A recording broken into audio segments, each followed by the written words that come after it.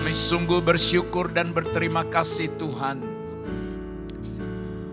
buat kesempatan yang Tuhan beri kepada setiap kami boleh beribadah seperti saat ini.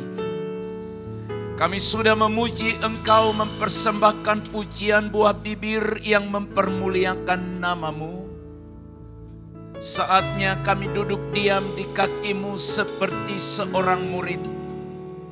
Dan berikan kami hati seorang murid yang mau belajar dan mau diajar oleh Sang Guru Agung kami, Yesus Kristus Tuhan kami.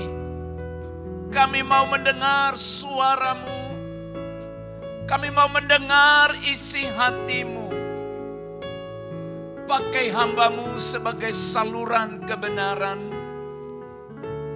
Kuduskan dan layakkan ya Tuhan. Dan biar setiap hati kami saat ini menjadi hati seperti tanah yang subur bagi benih firman.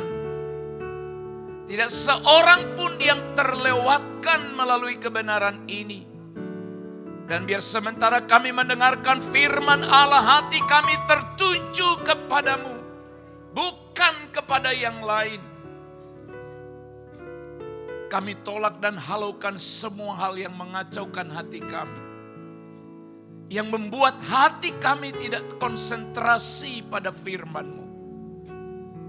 Sekarang Roh Kudus bekerjalah, pakai bibir lidah hamba-Mu menjadi saluran kebenaran.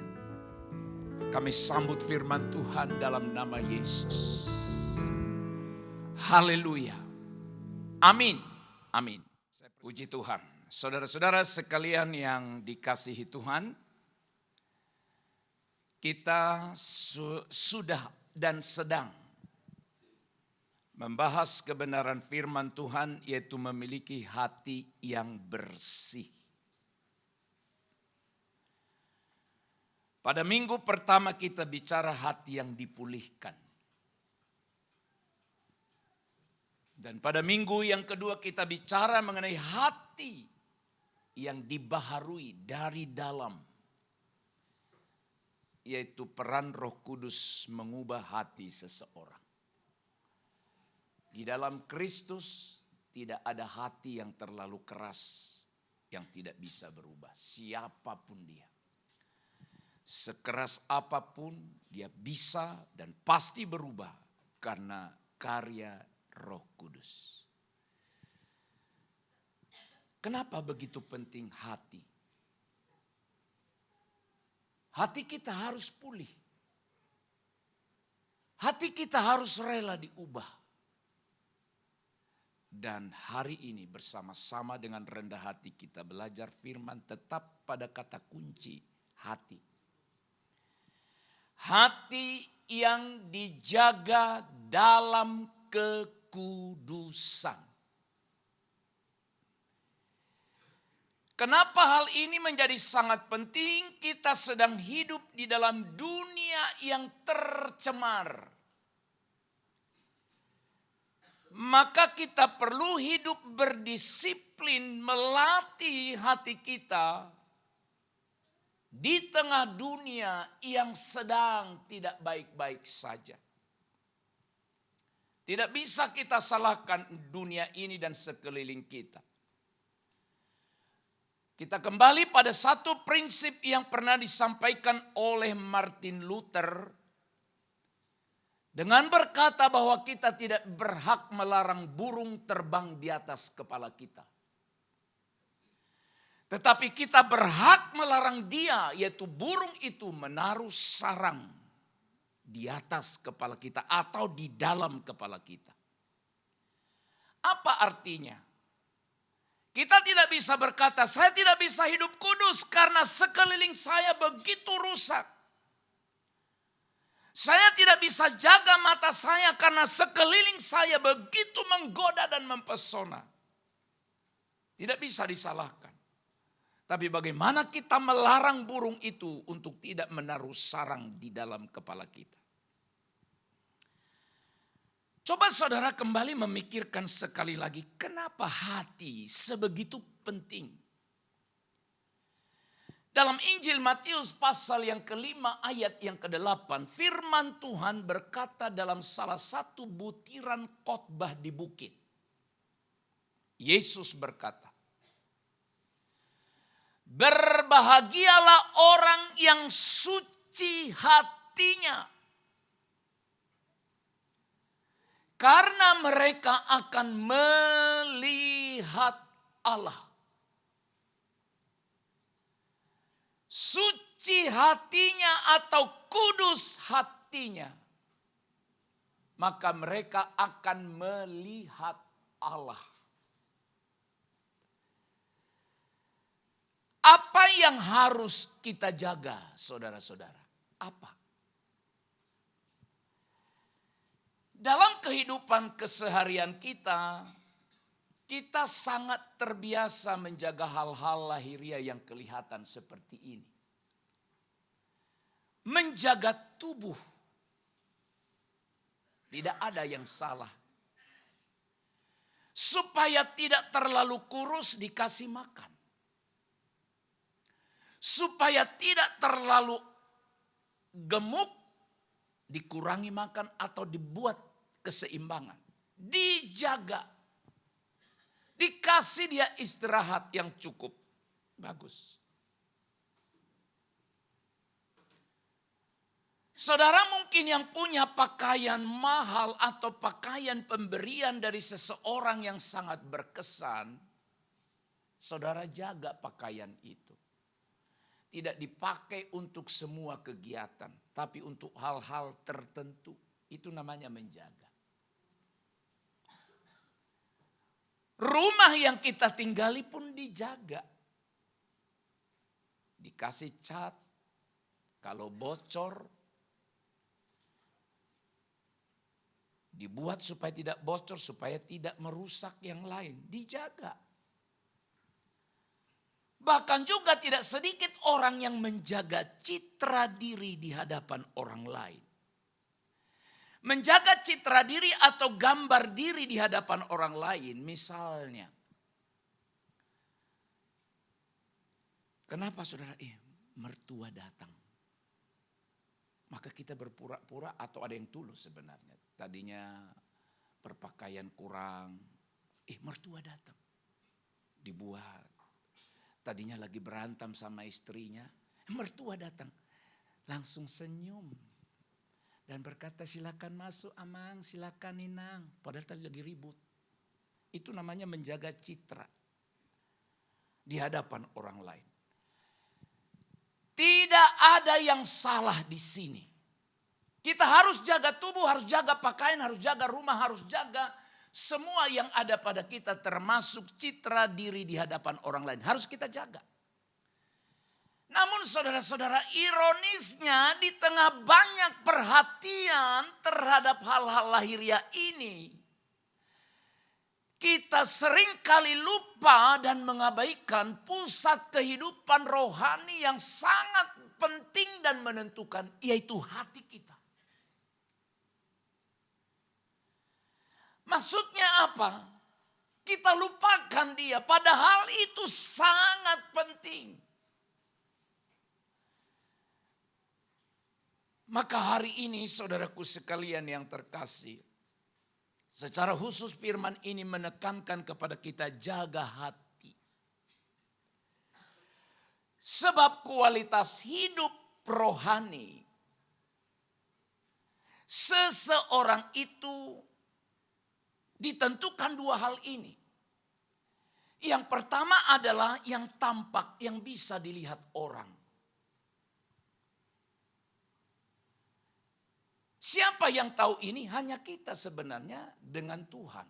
Walaupun orang bisa melihat, tapi kemurniannya nggak ada yang tahu selain kita dengan Tuhan. Sebutlah misalnya kesalehan lahiriah tanpa kedalaman hati. Apa maksudnya ini? Kesalehan lahiriah tanpa kedalaman hati. Ini berbicara hubungan dengan Tuhan. Tubuhnya ada di gereja, hatinya di tempat lain. Mulut mengucapkan pujian, hatinya ke tempat lain. Mata memandang kepada pengkhotbah pendeta yang sedang sampaikan firman, hatinya ke tempat lain. Tapi ketika orang berkata, dia sangat serius dengar khotbah itu. Ini namanya kesalehan tanpa kedalaman hati. Tuhan mau supaya hati kita tetap tertuju pada Tuhan. Jaga hatimu. Yang sejati itu adalah menjaga hati kita, kondisi hati kita di hadapan Allah. Saudara sekalian, Alkitab seringkali mengutarakan bahwa kualitas hidup rohani seseorang, dengar, kualitas atau mutu hati seseorang tidak ditentukan oleh apa yang tampak di luar, melainkan oleh kondisi hati di hadapan Allah. Firman Tuhan berkata manusia hanya bisa melihat apa yang ada di depan matanya. Tapi Allah melihat jauh ke dalam hati kita. Ayat itu dijelaskan atau disampaikan dalam hal pemilihan Raja Israel. Di mana secara kasat mata atau ukuran standar manusia, seseorang itu tidak masuk hitungan. Tapi dia yang diperhitungkan Tuhan. Dia namanya Daud. Ishak tidak menghadirkan Daud ketika Samuel ditugaskan Tuhan hendak memilih raja dari anak-anak Isa itu. Anak Isa. Daud tidak diperhitungkan. Dengan cara itu ayahnya menyuruh dia pergi ke ladang, ke padang untuk menggembalakan kambing domba mereka.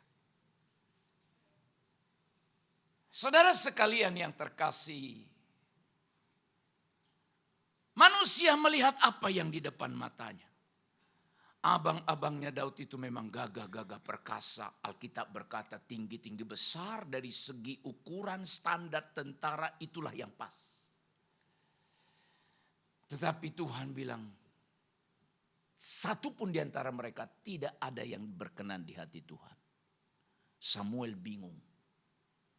Bingungnya apa? Kok udah berdiri satu-satu, satu pun tak ada. Maka dia tanya, hanya inikah anakmu? Dia bilang masih ada satu. Di mana dia? Ada di ladang. Mungkin juga Samuel bilang di ladang. Yang ini aja gak masuk hitungan. Apalagi yang di ladang.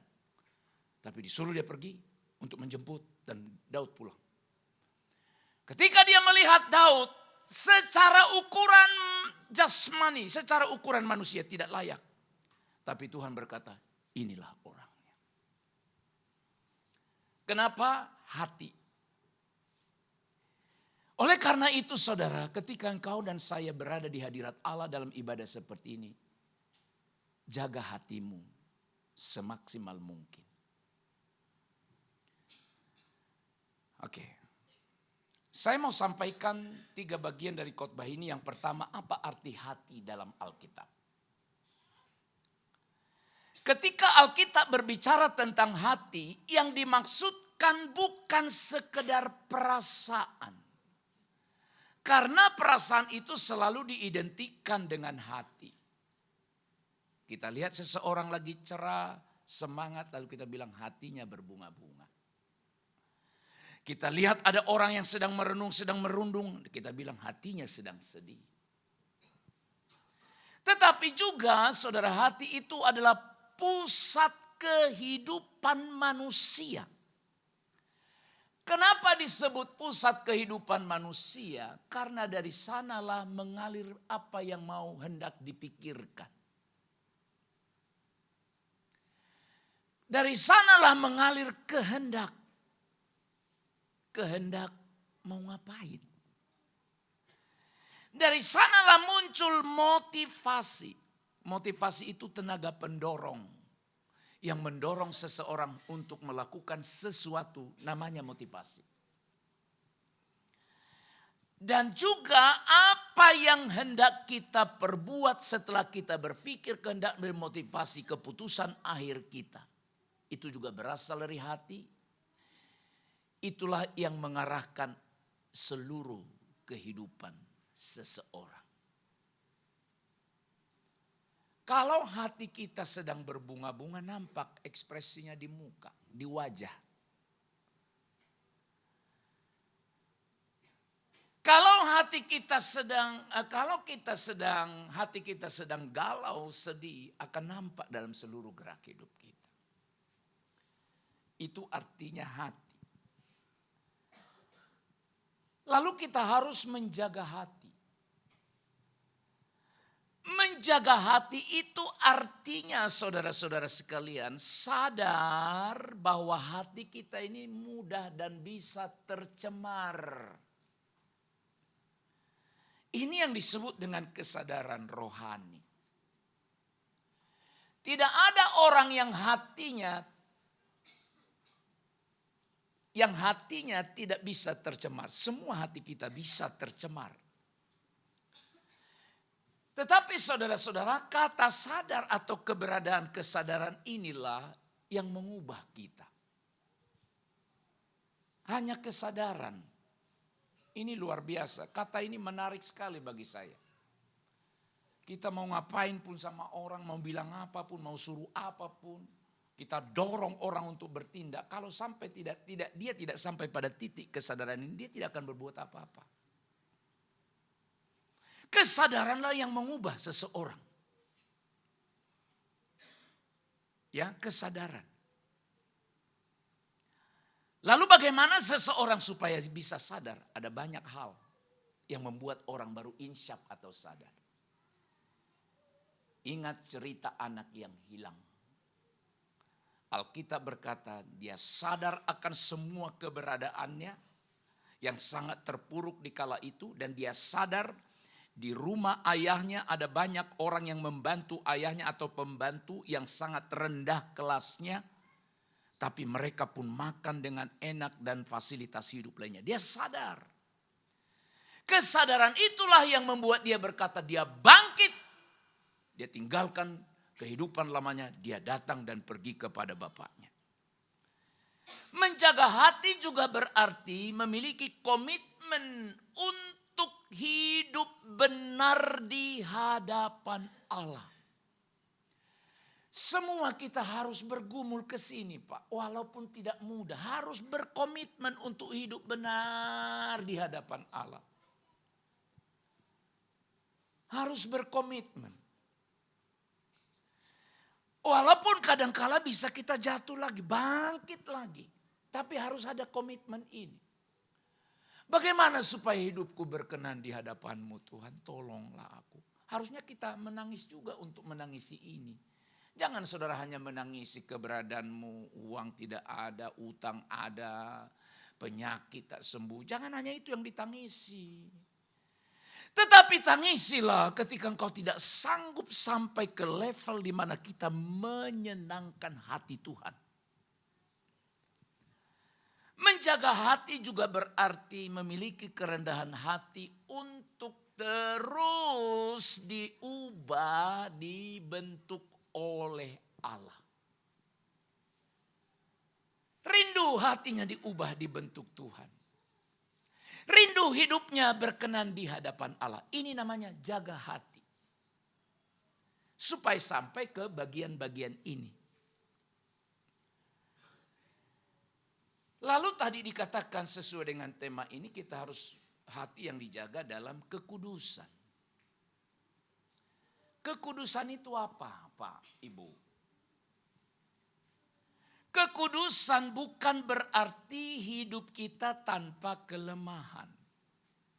Semua kita sudah punya ini karena dosa, kelemahan. Namun yang disebut dengan suci atau kudus itu artinya sebenarnya dipisahkan. Itu artinya kudus, dipisahkan atau terpisah. Dipisahkan untuk apa? Untuk menyenangkan hati Allah. Dipisahkan untuk apa? Untuk Tuhan. Dipisahkan.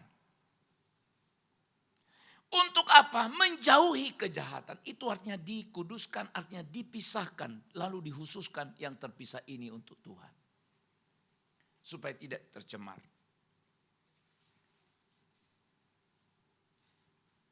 Ayo, saya pikir tidak ada waktunya bagi kita untuk bermain-main lagi dalam hidup ini. Seperti khotbah minggu lalu, Daud itu pernah salah. Daud itu pernah jatuh. Daud itu pernah sampai pada level titik nol di hadirat Allah. Karena dosa yang dilakukan. Namun dalam Mazmur pasal 51, Mazmur pengakuan Daud akibat dosa itu, di ayat 12. Dia berkata begini. Ciptakanlah hati yang murni padaku, ya Allah. Semoga kita rindu juga begini. Dan perbaharuilah batinku dengan roh yang teguh. Ciptakan hati yang murni. Ayat ini hendak mengajarkan kita bahwa Daud juga sadar hati yang bersih dan kudus itu bukan hasil usaha manusia. Oke ya Bapak Ibu. Memiliki hati yang suci, memiliki hati yang bersih itu bukan usaha semata manusia. Memang kita harus ada komitmen. Tapi untuk sampai ke sana, tentu karena karya Allah. Dia berkata murni, ciptakan, ya Allah. Baharui, ya Allah. Karya Allah yang memurnikan hati. Yang mau datang dengan pertobatan. Kan kita berkata bagi Allah tidak ada yang mustahil. Amin. Bukan hanya masalah saudara. Diatasinya bukan. Termasuk yang begini. Kalau Tuhan sudah mengubah. Gak ada yang bisa bertahan. Nah jadi itu yang pertama. Apa arti hati? Apa arti kekudusan? Kedua. Pertanyaan ini menjadi penting. Mengapa hati kita harus dijaga? Kenapa? Kenapa hati kita dan seberapa penting saudara? Mungkin karena kita tidak tahu kenapa hati harus dijaga. Makanya saudara biarkan hati kita merana kemana-mana. Tapi saya berdoa setelah khotbah ini. Engkau serius dengan hatimu. Yang pertama adalah Allah melihat dan menguji hati. Bukan penampilan luarmu yang dilihat. Kedua, hati kita itu menentukan arah hidup. Mau ke neraka, mau ke sorga, dimulai dari hatimu. Ketiga, kekudusan hati membuka hubungan relasi dengan Allah. Mari kita mulai yang pertama. Allah melihat dan menguji hati. Amsal 16 ayat 2. Segala jalan orang itu bersih menurut pandangannya sendiri. Tetapi Tuhanlah yang menguji hati. Dialah yang tahu ketulusan dan kedalaman hati kita hari ini. Karena Allah melihat hati, Allah menguji hati, saya harus jaga hatiku. Itu masalahnya. Berbeda dengan manusia yang hanya menilai apa yang tampak di depan mata. Tetapi Tuhan menembus kedalaman hati. Serta melihat segala motivasi tersembunyi. Niat yang tak terucap. Serta sikap batin yang sepenuhnya terbuka di hadapannya. Karena itu saudara, hidup kudus bukan soal apa kata orang. Tetapi apa kata Tuhan tentang hati kita. Semua orang bebas memberi penilaian kepada kita Pak. Enggak boleh kita larang itu, terserah. Mau dibilang kamu bodoh.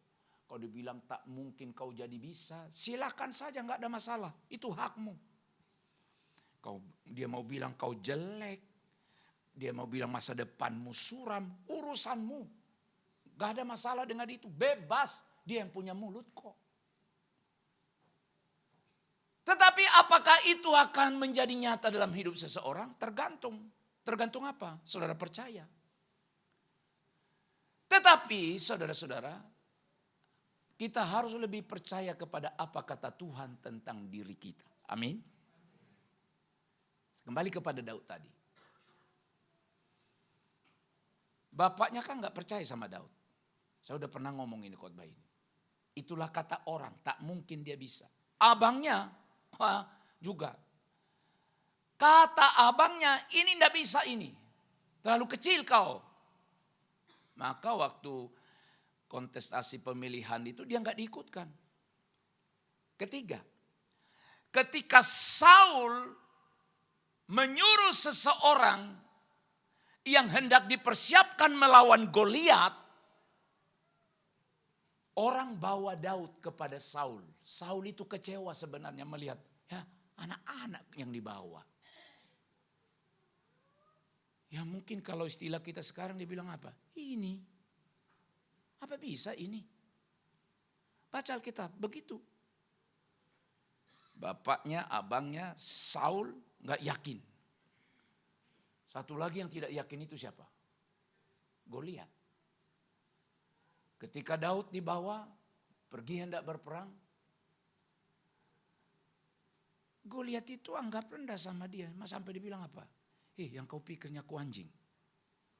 Kok kau bawa pakai tongkat? Orang ini tak ada satupun yang percaya sama Daud. Tapi Tuhan percaya sama dia. Ini orangnya, kepadanya aku berkenan. Apa yang terjadi? Semua saudara sudah tahu ceritanya. Bahwa akhirnya peperangan itu dimenangkan oleh Daud melebihi apa yang dipikir bapaknya, melebihi apa yang dipikir abangnya, melebihi apa yang dipikir Saul, dan melebihi apa yang dipikirkan oleh Goliat. Karena apa? Daud lebih percaya apa kata Tuhan terhadap dirinya daripada apa kata orang terhadap dirinya. Kedua, mengapa kita harus jaga hati kita? Hati itu menentukan arah hidup. Arah hidup mau kemana hidup itu? Mau dibawa kemana? Berakhir di mana? Hati yang menentukan. Amsal 4:23. Jagalah hatimu dengan segala kewaspadaan, karena dari sanalah terpancar kehidupan. Kehidupan yang mau seperti apa? Semua berasal dari hati. Maka hanya ada dua. Hati yang tidak dijaga akan mengakibatkan, dengar ini. Hati yang tidak dijaga maka keputusan yang dibuatnya pun salah. Hati yang tidak dijaga maka perkataannya pun hanya perkataan yang melukai, tidak pernah kata yang memberkati, menguatkan. Tindakannya pun akan menjadi tindakan yang jauh dari Tuhan. Itu kalau hati yang tidak dijaga. Tapi kalau hati yang dijaga, hati yang bersih, hidupnya akan terarah dan berkenan kepada Tuhan. Maka hari ini renungkanlah baik-baik seberapa sayang engkau kepada hatimu yang tidak kelihatan itu. Ketiga, mengapa kita harus menjaga hati? Hati yang kudus atau kekudusan membuka hubungan relasi dengan Allah. Tadi kita udah baca Matius 5 ayat 8. Berkata begini. Berbahagialah orang yang suci hatinya. Bukan titik, Pak. Tapi ada kalimat lain. Punya makna yang dalam. Karena dilanjutkan dengan karena. Ya, Mereka akan melihat Allah. Melihat Allah itu bicara hubungan. Bicara relasi. Tapi kalau saudara bilang, buat apa lihat-lihat Allah? Ya udah, selesai. Nggak usah lagi lanjutin. Berarti mungkinkah seseorang akan melihat Allah? Alkitab bilang, Yesus yang bilang ini. Kamu akan melihat Allah kalau hatimu suci. Melihat Allah di sini bukan sekedar melihat secara fisik seperti saudara melihat saya atau seperti saya melihat saudara hari ini. Melihat Allah itu juga memiliki arti mengalami hadirat Allah. Pak, Bu, pernah nggak cerita bicara sama seseorang setelah ibadah atau mendengar orang bercerita? Dengar ini. Kedua orang ini hadir di ibadah yang sama, di gereja yang sama, dengar khotbah yang sama, memuji Tuhan dengan WL yang sama, suasana yang sama. Si A bilang begini, saya mengalami hadirat Allah, menikmati kuasa Tuhan, saya sangat terberkati dengan firman yang disampaikan. Kata si A. Si B bilang begini, saya enggak rasa apa-apa. Aku biasa-biasa aja. Pujanya biasa aja. Khotbahnya biasa aja. Pertanyaan saya, kenapa bisa begitu? Kenapa bisa begitu, Pak?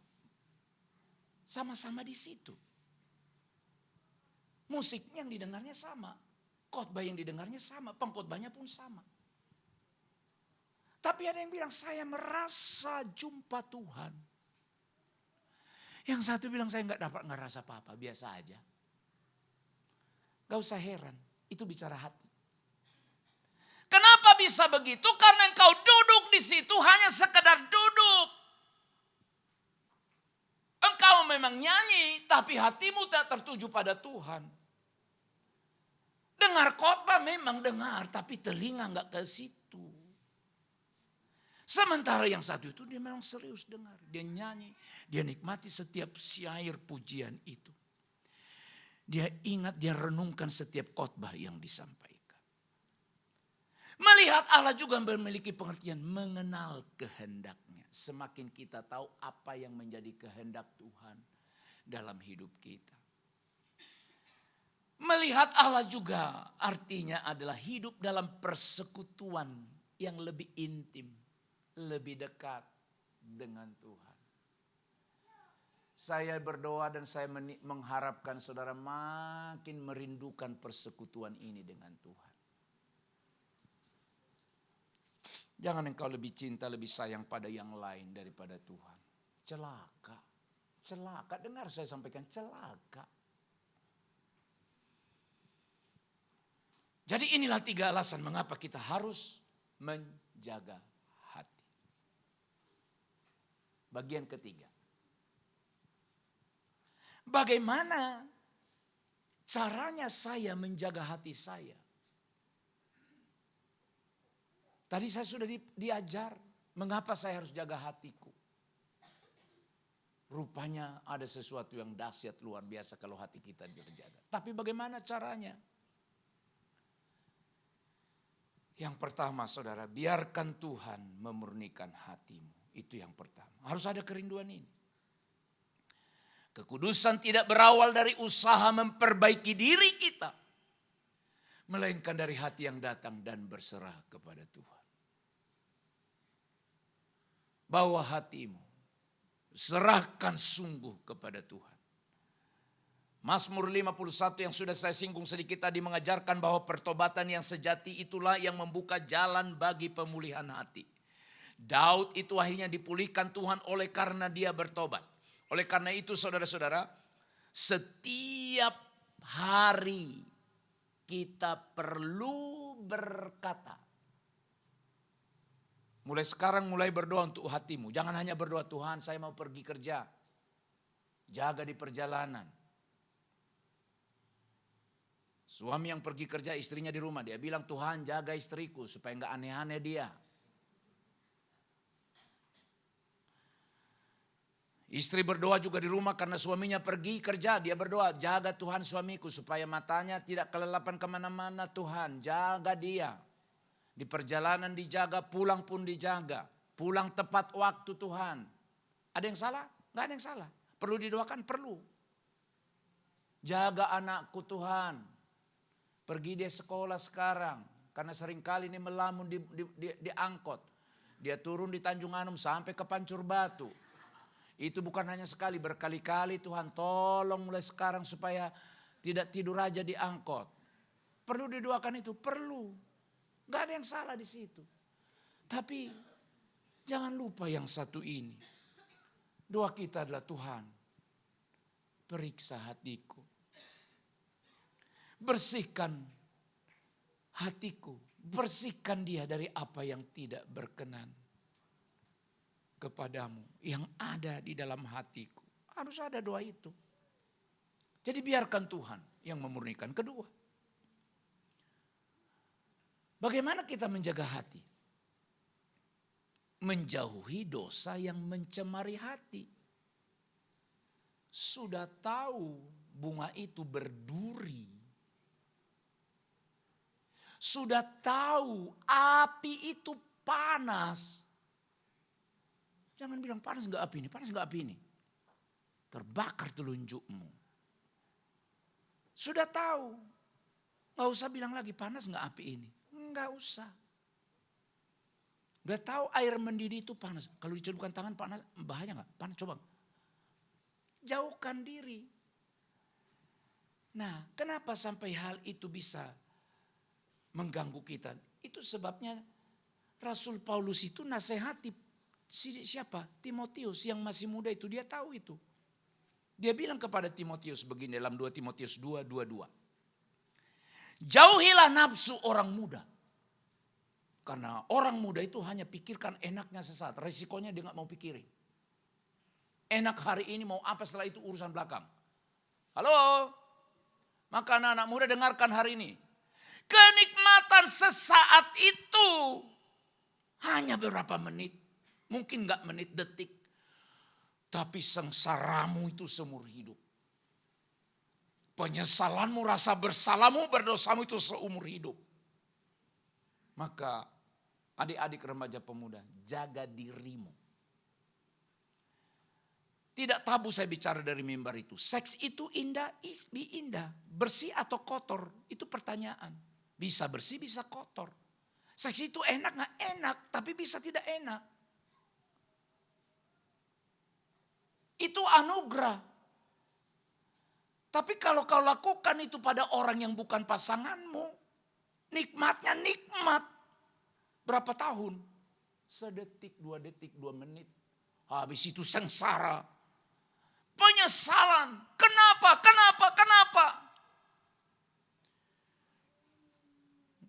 Datang pula ceweknya, bang kabar baik, bang kabar baik. Apa kabar baik? Sudah telat. Puji Tuhan. Udah periksa aku kemarin ke bidan.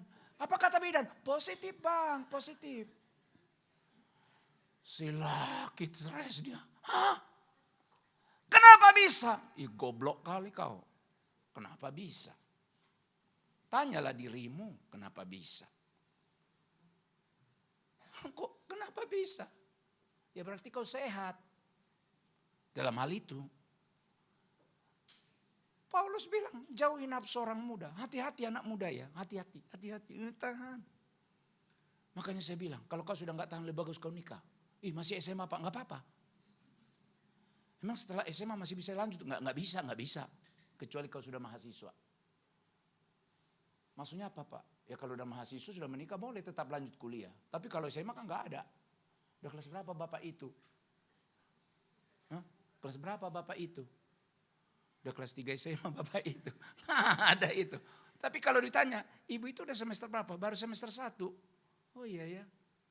Artinya suami yang sudah menikah boleh kuliah. Tapi kalau masih tingkat SMA gak bisa. Gak ada setahu saya sekolah terima itu. Menerima pendaftaran siswa baru. Ditulis itu yang menikah juga gak masalah. Yang penting dia bisa belajar. Gak bisa. Oke ya. Nah saudara-saudara perhatikan. Berani menjauhkan dari hal-hal yang merusak kekudusan kita. Makanya tadi saya bilang, di sekitar kita ini banyak sekali godaan. Di tanganmu itu hanya banyak godaan, betul enggak? Nah, yang kau pegang-pegang itu banyak sekali situ godaan. Walaupun sudah dicoba dihilangkan, dicoba dimatikan, tetap muncul. Maksudnya di tanganku apa, Pak? Di handphonemu itu, jangan pura-pura nggak tahu. Harus dijelaskan. Oke, tidak bermain-main. Siapa yang bermain-main dengan api akan terbakar. Sudah pasti. Bermain-main dengan duri akan tertusuk juga. Memilih dengan bijak. Semua kita, lingkunganmu, kebiasaan yang membangun. Kalau itu tidak mendukung engkau lebih dekat pada Tuhan, tinggalinlah. Jadi itu yang kedua. Jauhi dosa yang mencemari hati. Gak bisa lagi kita salahkan sekarang bagaimana manusia hidup dan berpenampilan. Sama seperti Martin Luther bilang, gak bisa kita larang burung terbang di atas kepala. Yang ketiga, bagaimana kita menjaga hati kita? Mengisi hati dengan firman Tuhan. Wah, Mazmur 119 ayat 11 ini bagus sekali. Dalam hatiku aku menyimpan janji-janjimu dalam hatiku. Supaya aku jangan berdosa terhadap engkau. Hati yang kosong mudah diisi oleh iblis, oleh dunia.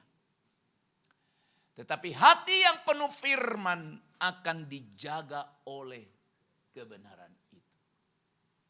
Tak ada hukum yang bisa menentang ini. Mau seperti apapun saudara mengolahnya. Firman dan doa itu bukan sekedar rutinitas. Bukan sekedar doa, sekedar baca firman tanpa memahami. Tetapi firman dan doa itu akan menjaga kekudusan hati kita. Oleh karena itu saudara sekalian. Coba saudara renungkan secara pribadi. Apa yang saat ini menguasai hatimu? Hanya engkau yang tahu ini. Apa yang menguasai? Dunia ini kah? Kekhawatiran kah? Apa yang menguasai? Hal-hal yang kotor kah? Hanya engkau yang tahu dengan Tuhan. Kita perlu evaluasi, periksa hati kita. Apakah ada kepahitan? Apakah ada iri hati, dosa tersembunyi atau sikap yang belum dibereskan di hati? Jangan biarkan hatimu dikuasai ini. Silakan saja seperti tadi saya sudah bilang, terserah. Kau mau bilang apa tentang saya? Enggak masalah, itu urusanmu, hakmu. Tapi aku tidak akan simpan itu di hatiku, terserah. Kemudian saudara-saudara, setiap hari perlu kita renungkan ini. Apa yang lebih sering kita izinkan masuk ke dalam hati? Firmankah atau pengaruh dunia ini? Saudara, apa yang saya sampaikan ini bukan hanya slogan. Tema yang sedang kita gumuli bersama-sama pada bulan ini memiliki hati yang bersih. Jangan saudara pikir itu penghias tata ibadah, penghias liturgi gereja kita. Bahwa pada bulan Desember ada topik yang jelas, bukan hanya itu. Tetapi itu adalah panggilan hidup orang percaya. Bahwa kita harus memiliki hati yang bersih. Allah tidak menuntut kita sempurna. Tetapi hatimu, hatiku dijaga dan diserahkan pada Tuhan.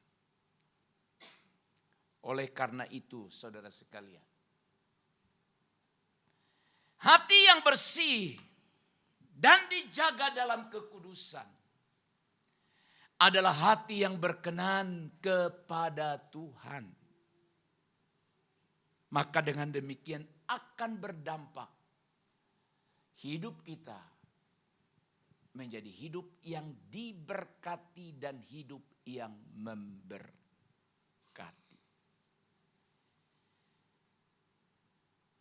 Hati perlu dijaga supaya tetap berkenan di hadapan Allah.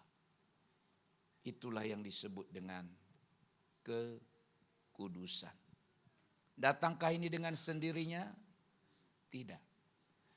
Maka perlu hidup berdisiplin, melatih, menjaga, berusaha